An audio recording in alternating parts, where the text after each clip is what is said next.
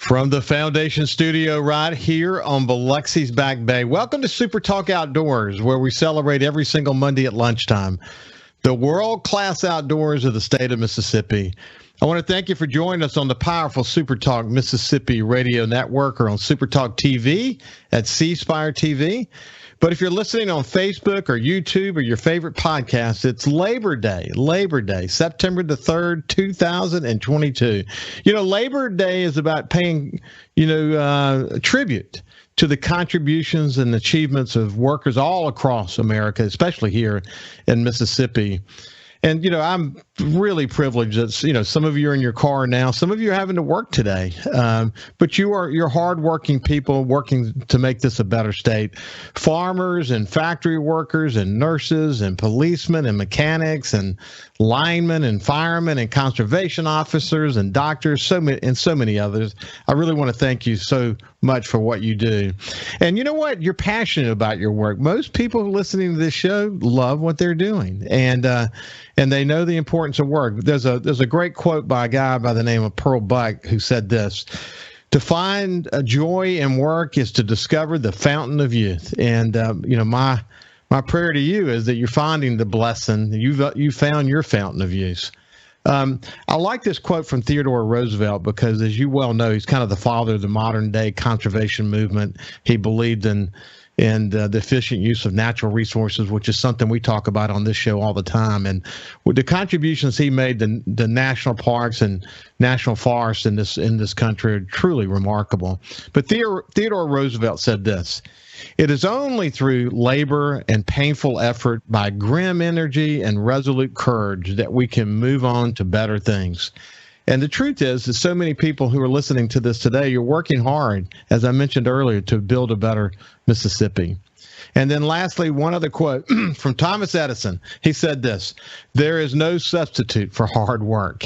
And I'm privileged that we are able to have this show go all across this state and speak to hardworking people across this state. And that's one of the reasons why the outdoor is so darn popular, because when people get off work, they want to go enjoy themselves, and we're blessed to live in the capital of the outdoors in America. So anyway, I hope you're enjoying your Labor Day today. Now let's shift gears and move on to my friend Ricky Flint, who's he's a wildlife coordinator at the Wildlife Fisheries and Parks, and he's also an alligator program coordinator. How you doing, Ricky? Doing great. How y'all doing? We're doing fantastic. You heard how I started the show, man. It's Labor Day.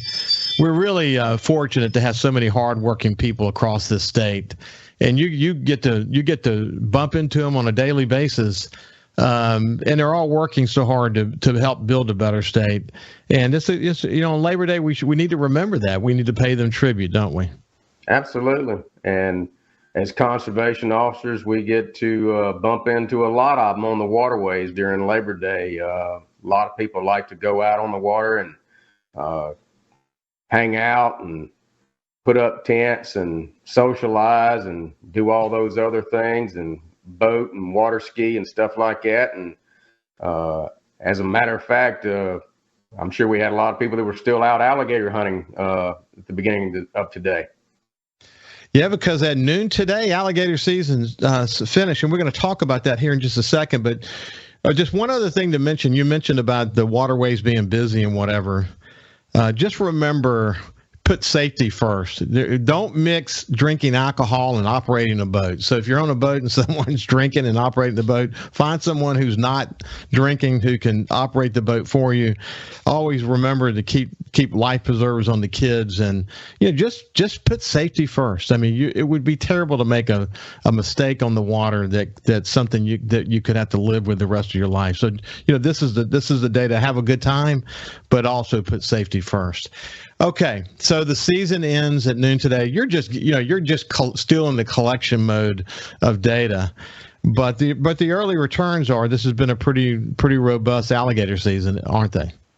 Yeah, going into the opening weekend, the state had seen some tremendously high rainfall. A lot of areas receiving double digits, 10 inches or more of rain over a day or two, and we know that most all of the waterways, basically in the southern 2/3 of the state, were out of their banks or at flood stage. And it definitely had an impact on the alligator hunters. And we were urging them to be extremely safe and not to take unnecessary risk. So far, we've had no reports of any accidents or anything like that. But at the same time, my report numbers that are coming in are fairly consistent with previous years. So I guess these hunters are being very diligent to get into the areas and find where these alligators are at. And no, you're right. I mean, there's been, boy, I tell you, almost timed perfectly to the start of the season, just a mountain of rain. I mean, as you have said before, the just about every body of water was either at its bank or over its bank, and you would have expected maybe that would have an impact. But as you pointed out, the alligator hunters sort of weathered through it, and they still were able to find success. It's pretty amazing, isn't it? It is.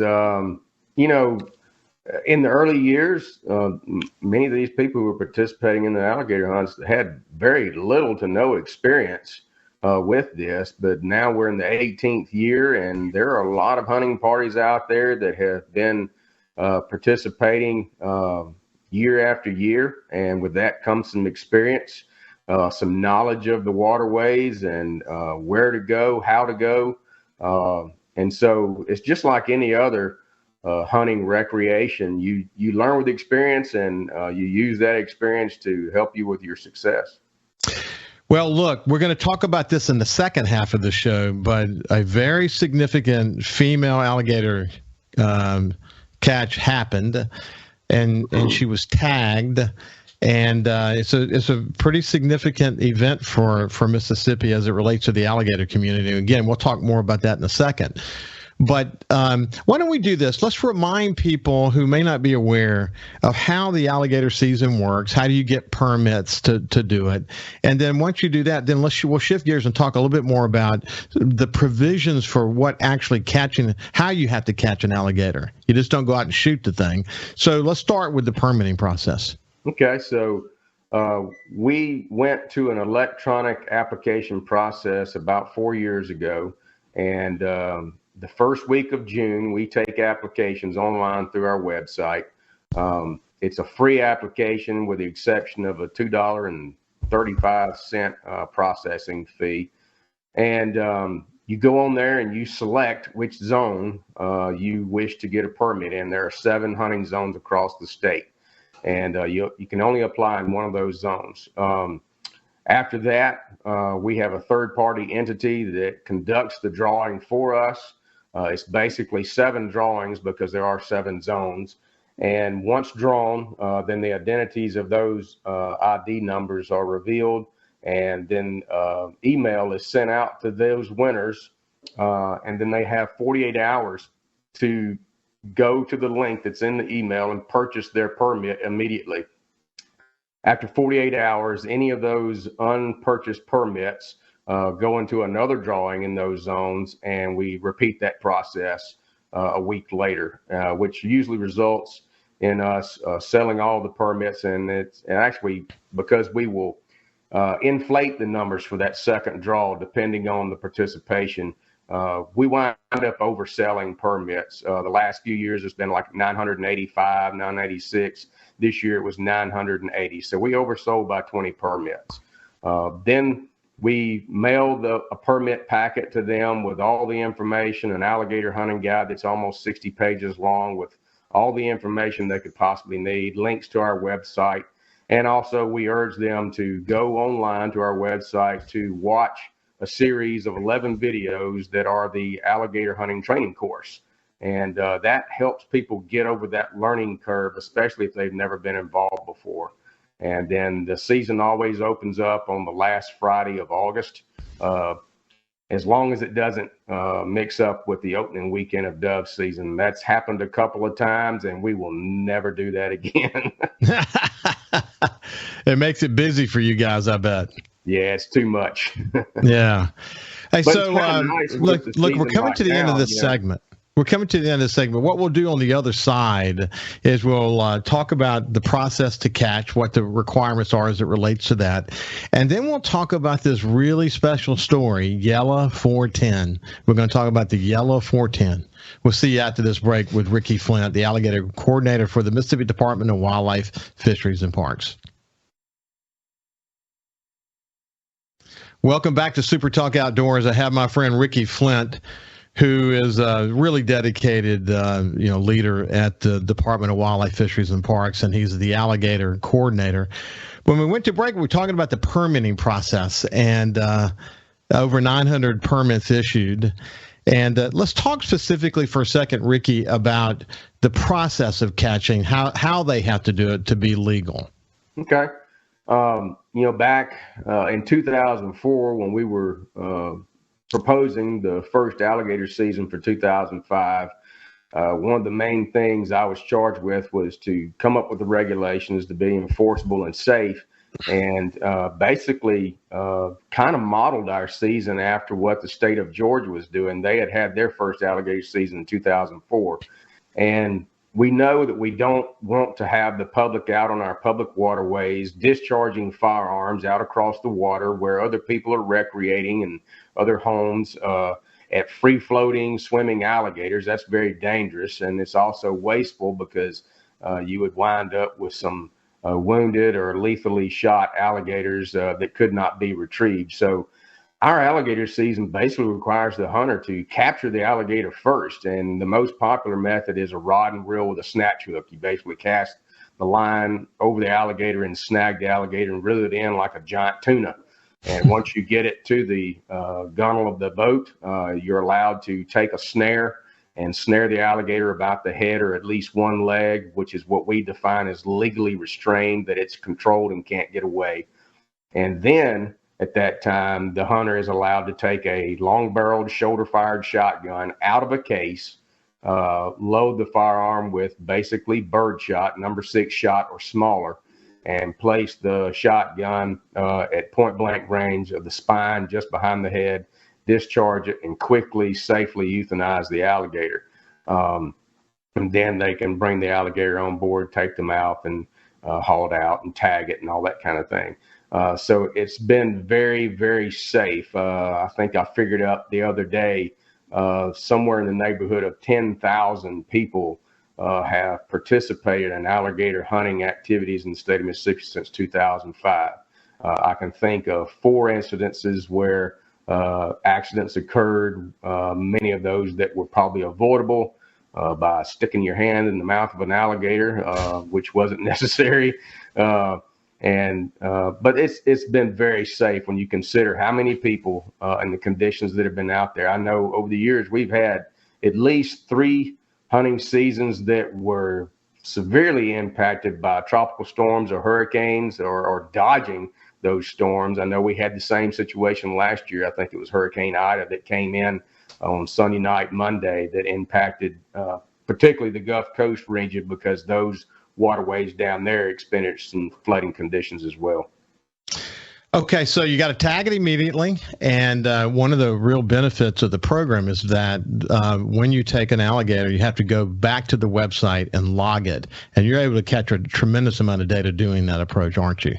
Yeah, so one of the first things we wanted to do is, alligators are a federally protected species, though they're not still on the endangered species list. There is some federal protection involved, and we have to have 100% reporting of every alligator that's harvested in the event that they show up in the commercial trade at any of our ports. So they have to be tagged with a federal export tag. So we require every hunter to report their harvest, and when they do so online, it's a very simple process. It takes about 5 minutes if they have harvested 2 alligators to enter that data, and then we will mail them that federal export CITES tag.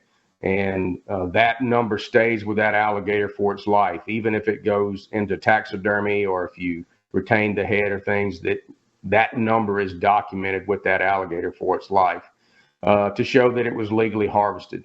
And that data we take and record information about, average alligators lengths and things like that. And it has been very consistent over the years that, it's kind of the information that really leads me to believe that we're being consistent. We're not over harvesting the alligator population, is that those averages have been within an inch or two every year, despite the number of alligators harvested. So there's still ample number of alligators out there to keep those harvest numbers almost identical every year.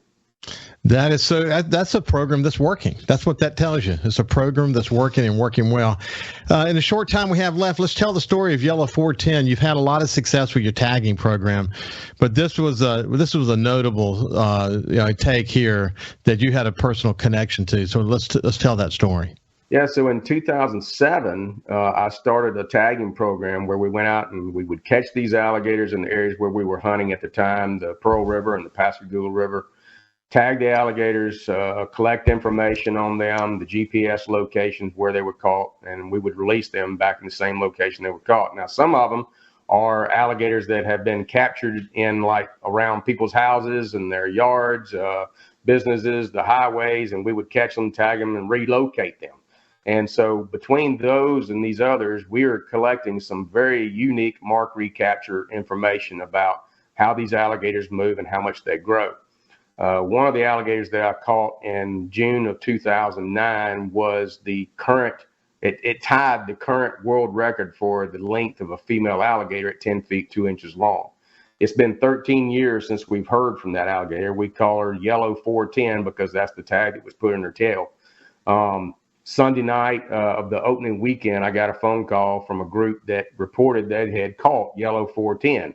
And that they had measured her and they thought she was 10'3", but I went and met them and we did an official measurement, and lo and behold, she was still exactly 10 feet 2 inches. Now, since 2009, in fact, last year, Florida recorded a female alligator that was 10 feet 6 3/4 inches. So that is the current world record, but this is definitely a world-class record.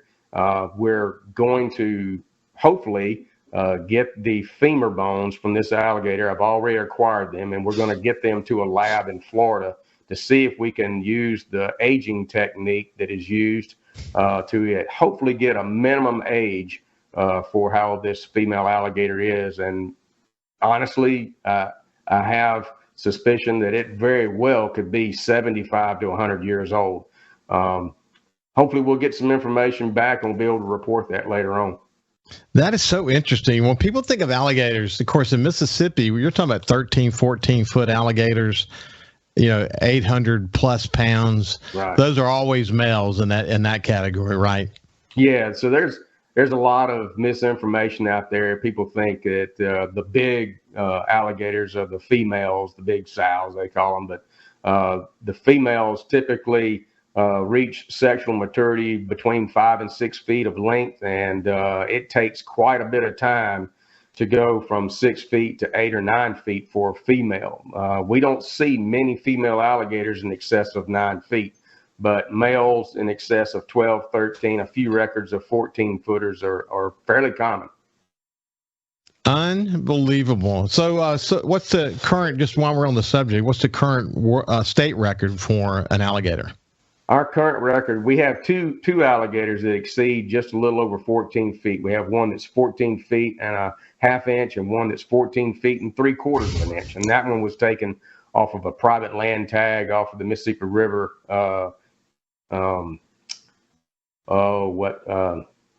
Davis Island. It came off of Davis Island just south of Vicksburg. And that one has the current weight record as well at 823 pounds. They make some big alligators along the Mississippi River, don't they? Yeah, I think the belly girth was somewhere in the neighborhood of 70 inches, tail girth right around 45 inches. So what's interesting, because you and I have discussed this before, but what's interesting, you think about, I'm about a 36 waist, and I'm looking at my waist, and I'm like, 45 inches, and that's the tail girth? Yeah. That is a big alligator. Yeah. Some of these heads on these, 12-foot plus alligators weigh over 100 pounds, just the head alone. Woo, buddy, that's incredible. So you'll I think you're almost probably getting close to a minute left. Just real quick, you're going to compile all this data, and about when do you have it all put together? I usually try to have everything together by November. We give everybody ample time to get that data in, and and it takes us a little bit of time to get those tags mailed out.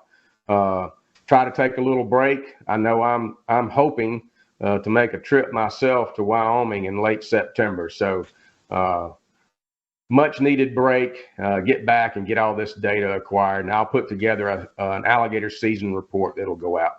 Well, when you get that together, we'll have you back on and we'll talk about it. In Wyoming, Montana, Wyoming, some of the most beautiful parts of the country.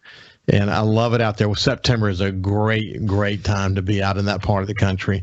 Anyway, Ricky Flint, it's been a pleasure to catch up with you, my friend. Congratulations on another great season. Thank you. You bet. Hey, we're going to talk ducks when we come back on the other side. We'll see you after this break.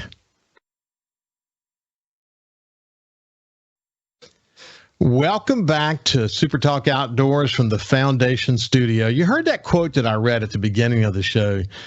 To find joy in work is to discover the fountain of youth. And that was Pearl Buck that said that. To find joy in work is to discover the fountain of youth. And my wish for listeners and workers from all across the state of Mississippi, I hope you're able to find your fountain of youth. There's an interesting and I think really inspiring quality of the people that I talked to from the Department of Wildlife, Fisheries, and Parks. It seems that most of them have found their fountain of youth because they love what they're doing. They're very passionate about what they're doing. Enjoyed that conversation with Ricky Flint. And my next guest really fits that description. He's the Waterfowl Program Coordinator for the Department of Wildlife, Fisheries, and Parks, and a good friend of this show, Houston Havens. How you doing, Houston? Doing well. Thanks for having me. Could you relate to that? That quote, to find joy in work is to discover the fountain of youth. Does that kind of describe you? That's a good way to put it. I tell people a lot that, every job has a list of things that you've got to do. But when I look at my to-do list, a lot of times there's a lot of things that I get to do. And there's a big difference in those things. And so enjoying what you do is a big part of, enjoyment of your job overall. Yeah, I've been looking forward to visiting with you. We had Alex Littlejohn from Ducks Unlimited Alex Littlejohn from the Nature Conservancy and Ed Penny from Ducks Unlimited on the show about 3 weeks ago, best I can remember.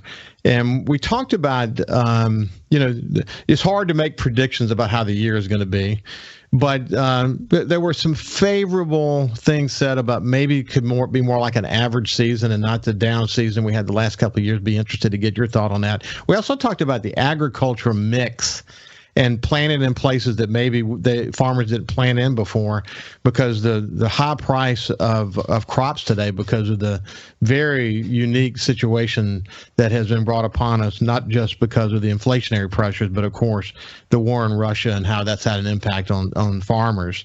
So I've been looking forward to kind of visiting with you. So what do you guys do this time of year? This time of year, we're really active with public and private land management. Of course, we have state wildlife management areas. We have good staff on those areas that are working hard and, hopefully getting some good conditions to work in. That always plays a part in what can get done on an area. And so we have good laid out plans a lot of times in the late spring, early summer, and then have to be able to strike when the iron is hot, so to speak, as far as, wet conditions and getting things done in. Because we're working in seasonal wetlands, we're working in the lowest of the low places on these areas, and so that can be a bit of a challenge. And then also we're doing a lot of summer banding, kind of getting toward the tail end of that with our resident dove and wood duck population, but we'll continue to do some wood duck banding on through the month of September.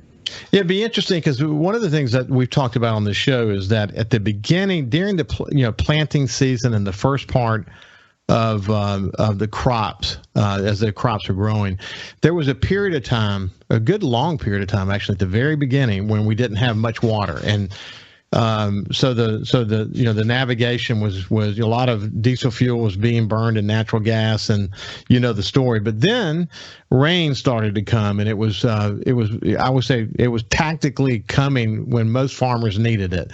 In some cases, toward the last week or two, we had too much rain, and of course that's affected their ability to harvest the crops. And some of the crops, like soybeans, for example, it doesn't take long when soybeans are ready to go. They sit wet too long, they start to sprout and rot, and all the challenges that come with that. But I'm thinking about as it relates to your work in the early season, you're actually in there doing a lot of work that you don't really need a lot of rain. And then as you get further along, you sort of want to get rain because we had such a lack of rain last year. Holes are drying up all over the state. From your perspective, how it's been about right for you, hasn't it? It has. July and August, in a lot of places, Mississippi have been pretty wet compared to normal years for those months. And so, areas where either planted crops that sometimes might need some irrigation to continue keeping them along, they've benefited from those rains. Also, moist soil habitat, just natural grasses and sedges that we do that make up a lot of the habitat management that we do in wildlife management areas and on private lands across the state. Those have really benefited from those summer rains as well. But we're also getting into a time period before we want things to be flooded up during the fall, before birds start to migrate into Mississippi, where we do still need to take advantage of some dry conditions, whether that's replacing water control structures or just doing infrastructure work on some areas. We kind of depend on September and October in a lot of years to do a lot of that kind of work before we're ready to put that water on those areas. So it'd be nice if we didn't have another week like last week, too many more times there here in the late summer, early fall. Well, at our place, one of the farms we have is in Shula, and without getting into the geography of it all, there's one little area where we go from one food plot to the next, and we go through some woods. And my buddy Mark Creech is up there literally as we speak, doing some bush hogging. And we didn't think, because of the amount of rain that has been coming, we didn't think he would actually be able to do that shortcut. And he actually was able to, which told me, man, there must have been a pretty serious deficit for a while. I mean, the ground must be saturated. In certain areas, we've had too much, of course. In other areas, we probably had just right, but there'd been such a deficit, ground just soaking it up. Is that kind of what you're seeing too?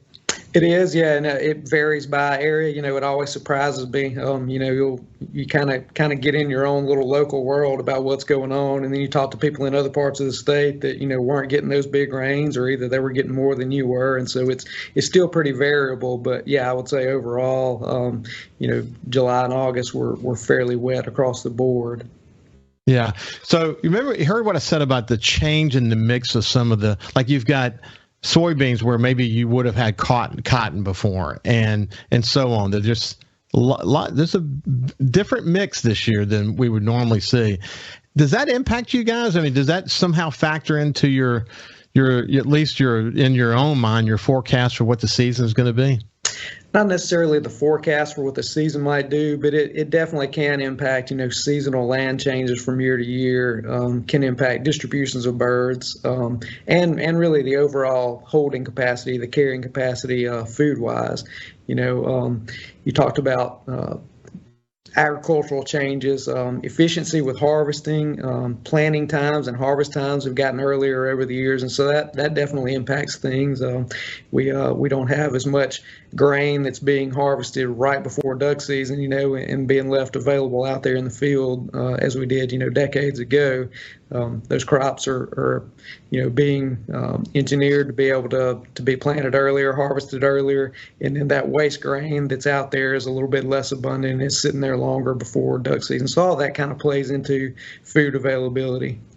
I mention this pretty regularly when we are talking about farmers and what they do, but the farmers that we work with up in the Greenwood, Shula, Miller City area are the Clint Dunn and Travis Dunn, and they've been terrific to work with. And we're really, really, really lucky to have great farmers in this state that work with us to do everything we can to improve the habitat and make it the best it can be. We'd be toast without farmers working with us, wouldn't we? Absolutely. We work with a lot of either private landowners who actually own the land, but they're not necessarily the farmer who's doing the day-to-day operations, or leaseholders, that are leasing from a farmer who owns the land. And that's a big part of it, is just them having a good relationship with the farmer, whichever role that farmer has on the property ownership there, just to be able to work with them, because they have the equipment, they have the know-how to be able to do a lot of the things that need to be done there after the harvest period on that property, and then as water is put on the area. You got to be excited about the Outdoor Stewardship Trust Fund. The fact that we got that passed, and there's going to be a lot of competition for the initial $10 million, but of course we're going to have significant federal funding match opportunities. In subsequent years, it could go to 20, 30, 40 million. Imagine what the match could be on that level of money. But you think about the habitat improvement that we'll be able to do across this state, that hopefully will be in perpetuity in a way that's really going to serve future generations. So for someone that sits in your seat, that's a big deal, isn't it? It is. Wetland work in particular is pretty expensive. It's not always an across the board need every year, but when things break down or need repair, it can be a pretty big item, as far as trying to budget ahead of time for those things. And so having more conservation funding in general, pots of money that you can apply for projects and have those ranked out by their priority, is definitely a good thing for a state agency like ours. That's really cool. So are you amazed at how time is flying? Absolutely. This year has just flown by so rapidly. We're coming to the end of this break. When we get back on the other side with Houston Havens, the waterfowl program coordinator, we'll talk a little bit about his team. I'd be interested to hear about what it takes to do what he does, and then get some insights on what he thinks this season is going to be, which is always a little risky to say, but will be still interesting to hear what he has to say about it. We'll see you after this break.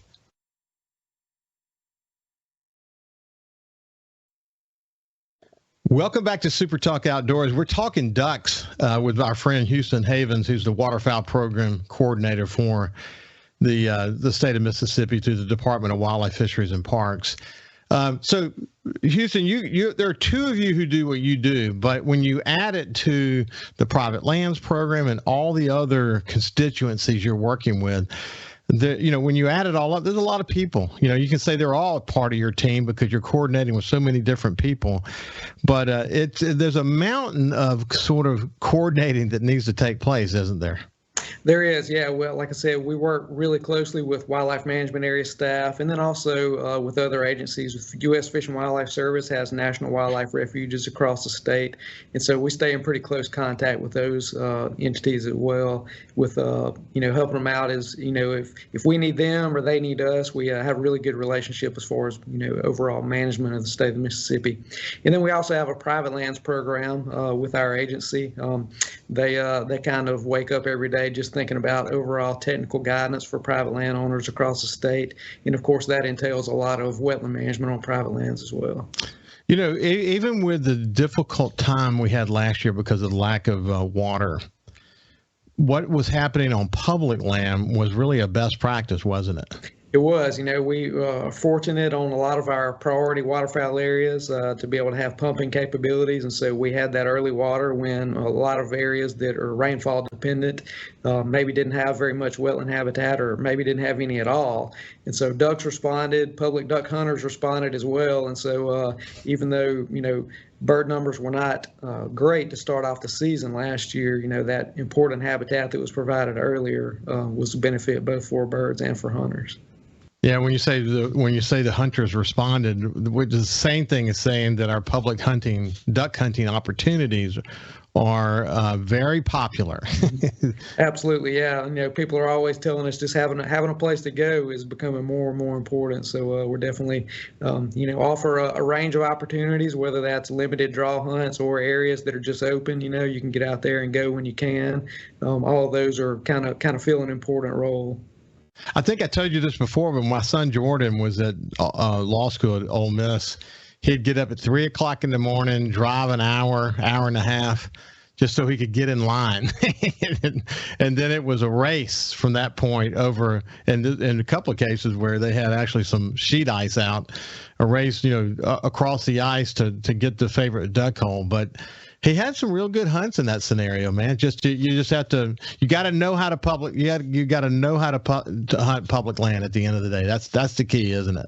That's right. Yeah. And we, encourage people to give us a call and, learn more about public opportunities that are available out there. We talk to people all the time who, are in a lease, we're talking about the places that they've been hunting over the years and how things might have changed. And a lot of times they don't know about public land opportunities. And so we're always willing to talk with people and share that information. That's neat. Okay. So in the short time we have left, you get a kind of an eye for this. You see the challenges of the last couple of years. You see what's happening up the flyway. What's your thoughts on this season? Well, we always start off optimistic. I always start with looking at what our habitat is like here. Of course, we see a year like last year where we didn't get abundant rainfall, and that kind of affected things. It definitely affected things that didn't have properties that didn't have pumping capabilities. So we definitely are still going to be dependent on getting some adequate rainfall to be able to provide good habitat. Weather is really going to write the story, not just here in Mississippi, but, well north of here. We're going to get some number of ducks that are going to migrate no matter what, and then we're going to have some that are going to need a little push from the weather. And so there's a lot of unknowns still out there. The good thing is that the prairies where most of the ducks that come to Mississippi are produced were wetter than the previous year. We have still pretty strong breeding populations across the board for most of the duck species that come to Mississippi. And so right now is really key for them, in the prairies. They're doing their thing, and producing birds that are eventually going to be making their way down the flyway in the fall flight. And so we're looking for good things. But as far as what we know right now, habitat is in really good shape because of those summer rains we talked about earlier. I've read, some conflicting reports, but the reality is we could have a little bit a colder winter than normal. That would be great. So rain at the right times, habitat, good, nice, wet habitat. We'll get some ducks coming down, as you pointed out, regardless. But if we get a good blast of cold air early in the season, that will start to push. And, the technology has gotten so incredible that you guys can really study the migrations. You sort of know ahead of time whether it's going to be good or bad. So that's been fascinating to watch. But it's been a pleasure to catch up with you, my friend. I hope you guys continue to have success in all your work that you got to do yet to get ready for the season. Oh, absolutely. Thanks for having me. It's been a pleasure. This has been Houston Havens, the Waterfowl Program Coordinator for the Mississippi Department of Wildlife, Fisheries, and Parks. Have a great Labor Day. And again, stay safe, especially those of you out on the water. Have a great day.